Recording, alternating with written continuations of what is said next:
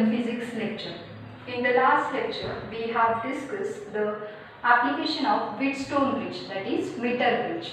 In this session, we will study the potentiometer, which is used for measuring the potential difference across any 2 points in the given circuit.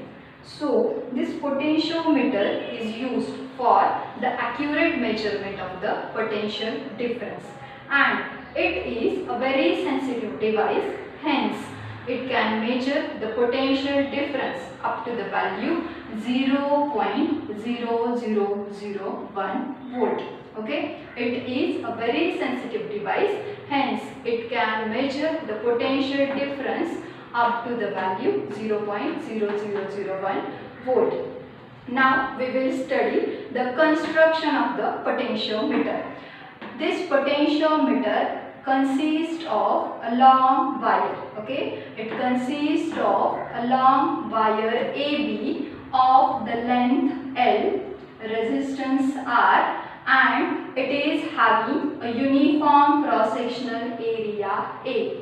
Okay, it consists of a long wire AB of the length L, resistance R, and having a uniform cross-sectional area A.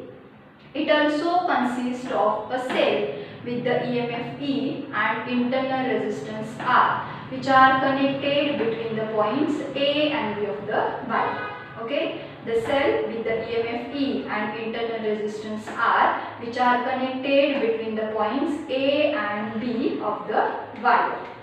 When this circuit is switched on, current passes through this circuit. Okay, when this circuit is switched on, current passes through this circuit. Now we have to find the potential difference across the wire AB. We know that Ohm's law, that is V is equal to I into R. Hence, the potential difference across the wire AB is equal to V is equal to I into R. Okay. But the current flowing through the circuit is EMF of the cell upon total resistance, that is internal resistance of the cell plus resistance of the wire. Now substitute value of current in this equation. We get potential difference across the wire AB, that is VAB, is equal to value of I is E upon total resistance, that is R plus R, into resistance of the wire. Now, potential difference per unit length of the wire is E upon L into total resistance into resistance of the wire. If we give the potential difference per unit length, that is VAB upon L is equal to E upon L into total resistance into resistance of the wire, and this potential difference per unit length, this term is known as potential gradient K. Okay, this is denoted by the letter K, and mathematically it can be given as potential gradient K is equal to VAB, that is potential difference per unit length. Okay, so K is equal to VAB upon L, and the unit of the potential gradient is volt per meter. Okay, unit of potential gradient is volt per meter. Now we will see the principles of potentiometer. The potentiometer works on the two principles. The first principle is the potential gradient, and the second principle is the potential difference across any 2 points of the wire is directly proportional to the length of the wire. First, we will see the potential gradient. For that, consider the resistance wire. Okay, for that, consider this is the resistance wire. So, it has got certain resistance. This is potential V, this is potential 0. It is high potential, it is 0 level potential. Okay, this is the resistance wire, this is potential V, this is potential 0. This is high potential, this is 0 level potential. When we go along this wire up to point A, Okay, when we go along this wire up to point A, current is flowing and it has certain resistance. So the work done up to point A will be I into R. When we go up to point C, then the value of resistance is increased and the work is also increases. If more work is done, then the remaining potential will be decreased. Okay. If work done increases, then the value of potential decreases.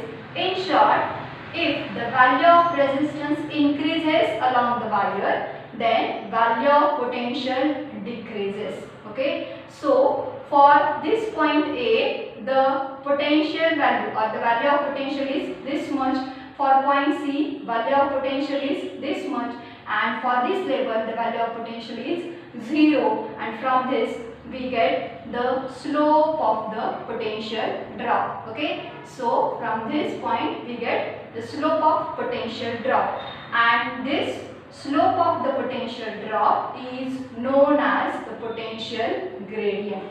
Okay, when the value of resistance increases, then the value of potential drop decreases. Okay, potential difference decreases.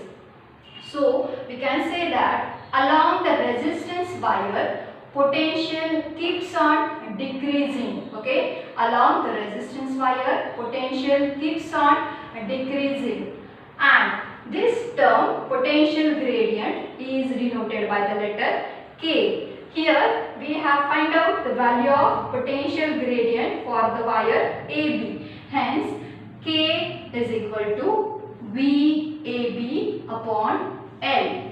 Okay, this is the potential gradient for the wire AB. Now we have to find the potential difference across the point A and C. For that, consider the point C is on the wire AB at a distance L from the point A. Okay, consider the point C is on the wire AB at a distance L from the point A.